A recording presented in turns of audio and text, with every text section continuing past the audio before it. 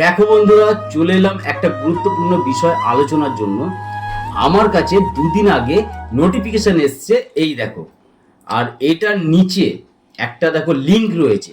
কোনো সময় যারা অবশ্যই নতুন কাজ করছো এই প্ল্যাটফর্মে, ওই লিঙ্কে কেউ টাচ করবে না, কারণ হচ্ছে এরা হ্যাকার। আর এই হিসাবে নোটিশটা আমার কাছে রয়েছে যে আমার আইডিটা বন্ধ করা হবে কোনো কারণ ভুলবশত।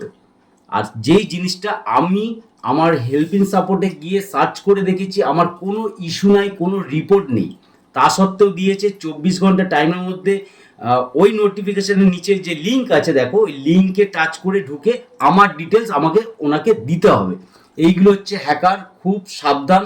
এরকম সব নোটিফিকেশন ঢুকলে কেউ কিন্তু লিঙ্কে টাচ করে তোমাদের সব ডিটেলস দিতে যাবে না। আর লোগোটাও দেখো ফেসবুকের মতোই।